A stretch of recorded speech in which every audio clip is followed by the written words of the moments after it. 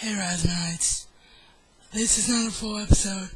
This is going to be a very quick video because I'm just trying to gauge your interest on something, let you guys know what's going on with my equipment issues, guys and gals, sorry, and also calm down my friend Stoud because he just made a video and I immediately knew that I had to respond to it.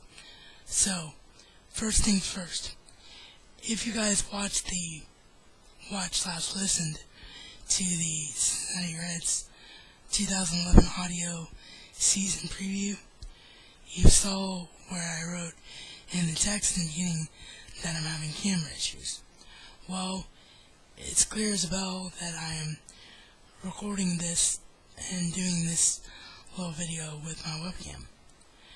And reason being is because the other day I was getting ready to film, and as I always do, I go to clean the lens of the flip, because when you unplug the Flip Ultra HD from the USB port, which you have to do to record, but of course you want to leave it plugged in so that it gives itself a charge every time before you go and use it.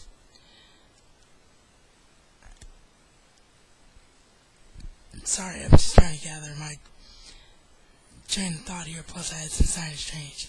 But, yeah, you go and you clean the lens every time you go to use the camera, and as I'm doing that, it accidentally falls over while on the tripod, and the lens cracks. So, yeah, there's a big freaking crack in the middle of my flip lens right now, which means this is the only camera that I can use. Now, I did, through the graciousness of my buddy Clinton, Cynical44, I did find a video that suggests some ways around it, so I am working on that. I will try to film the Dollhouse episode 12 review with the flip to see if that go around actually works, and that may or may not be your next video, and I'll get into why here at the end of this one. But hopefully that'll just be a temporary thing, and at least until I can get it repaired or replaced, we'll still be able to use it. But in the meantime, I'm stuck with this crappy camera that supposedly upgraded itself to HD, but when it did, it screwed up their frame rate so bad that you can't even use it. And on top of that, I have a headset microphone, that no longer allows me to use my headphones. The headphone portion of the headset mic quit working.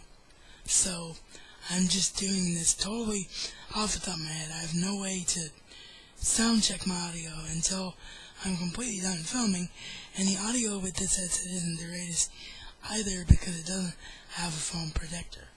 But hopefully, here in the next couple of weeks, because I've been asking my dad to help me with it for a couple of months, and every couple of months he tries to help me out by giving me something I need, so hopefully I'll be able to get a decent headset soon, so that if I continue to have to do webcam videos in standard definition, at least you're going to get good audio out of it. But yeah, I'm just equipment cursed, what can I say? I would love to have the Logitech QuickCam Pro C910 because that camera actually does what it says it's going to do, and I talked about it in a recent video recommending it, and it has a great price on Amazon right now, which is $73.99, and considering the quality of camera that you're going to get, I would love to be able to do webcam videos again, because there are huge advantages, especially in my situation to doing videos on a webcam, but when you have to sacrifice quality, I don't like to do it. So, if I could get a high quality webcam, I would love it, but in the meantime, like I said, I'm going to try to get my flip working again. Anyway, enough of my equipment rant. what I actually want to find out from all of you, which is my reason to come on here, other than talking to Stoud, which I'll do at the end of the video, is most of you know that one of my biggest passions, deepest passions in life, is the Harry Potter franchise, the books and the films. I've read the books 8 times, working on 9, and I own all the films on Blu-ray, all the regular editions. Don't have the Ultimate editions yet, but I do have all the regular editions on Blu-ray. Definitely will be getting the Ultimate editions, though. At this point, unless it's just from a viewer, subscriber, or family member, and it's just a generous gift, I'm so far behind on the Ultimate editions that I'll probably have to hold out until the Ultimate edition box set comes out and try to get them all at once. But as a result of that, and also as a result of an aunt who wants to get Deathly Hallows Part 1 for herself anyway, I will be getting the regular edition of Deathly Hallows Part 1 on Blu-ray because she wants the DVD copy for herself because she doesn't yet have a Blu-ray player. So I got lucky. I just get to kill 2 birds with 1 stone and don't have to feel so guilty about picking up the normal edition now because I don't actually have to pay for it and it's not going to bug me as much. So yeah, that's going to be great. But it prompted me having a brainstorm in my head, which is what I'm here to talk to you guys about Harry Potter. And that is because I'm such a Harry Potter aficionado, because my Harry Potter videos always go through the roof in views, and you guys and gals out there who are subscribed to me really seem to enjoy them.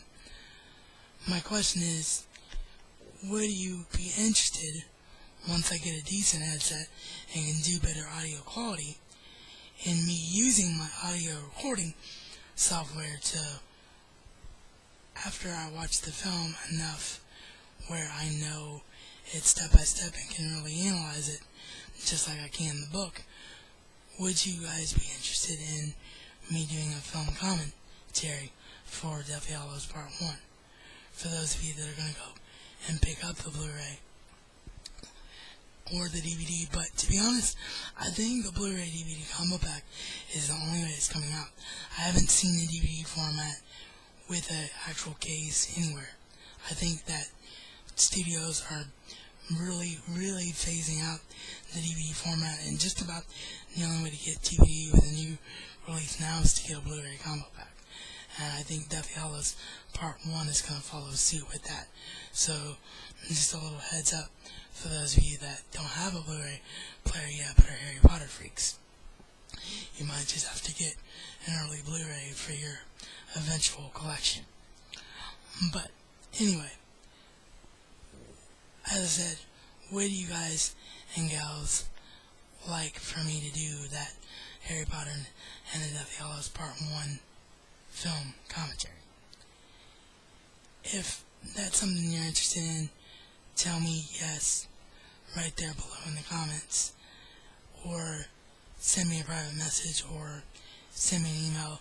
Yeah, just let me know whether or not you want to see me do it, or hear me do it, rather. And if enough people do, I'll do it.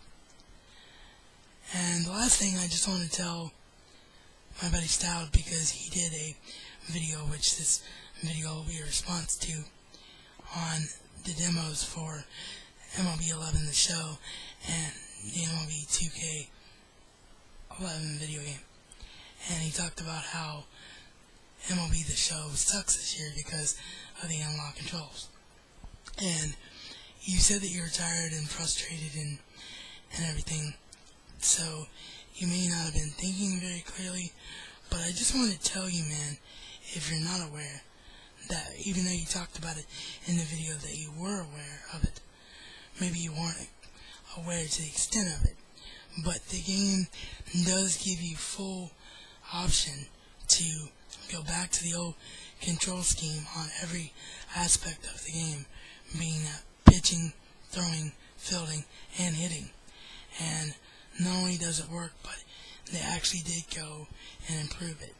It actually does look like they actually spent some time on the old control scheme. So the analog control scheme was there only as an option for those who like to use it. And apparently, according to Sony, because Sony, San Diego in particular, has always been big on actually listening to fan feedback. Apparently, there were some fans out there that do like the analog controls. They don't like 2K gameplay and never have, but they do like the analog control system. So for those that do like it, the creators at Sony and San Diego Studio wanted to do an analog control scheme for those that do want to use it, but didn't want to take away the classic control scheme at the same time. Now, according to hearing you talk about it, it needs some work. I can't physically do analog controls, never have been able to, so apparently if that's the reason for them doing analog controls, they need to really work on it. But that was the reason for them doing analog controls, and the old control scheme is there in the full game, and it works flawlessly. And I will be doing a review on the full game very, very soon. And to close out, because I mentioned it briefly, the next episode, full episode, was of course scheduled to be Stoud Season 1, Episode 12, and then Episode 13, so we can finally get those wrapped up after starting it back in 09. But it may or may not happen because my friend and guy I'm subscribed to, a guy I shouted out in a recent video. If you still haven't checked them out, you need to do so. Ryan Chataway, or Chataway87, is sending me a package. Just out of the blue, for no reason, he said there was something that he wanted to give me that he knew I would enjoy out of his own collection, and then he sent me a message a couple days ago saying that he's throwing more stuff in there. So I don't know if that means he's adding stuff out of my wish list, or he just has gone and got stuff around town, but he's throwing more than one item in the package now, and I don't know what any of it is, but I know he's scheduled, according to Facebook, to try to go to the post office tomorrow, being Tuesday, and send that out. So, depending on how quickly that gets here, that may be my next full episode, because I want to give this video a couple days to garner the response about the Harry Potter question. So with that, sorry for the technical quirks. Continuing, hopefully things can get sorted out soon, and I will see you guys in a few days. Guys and gals, Prasmanites, in a few days with a full episode.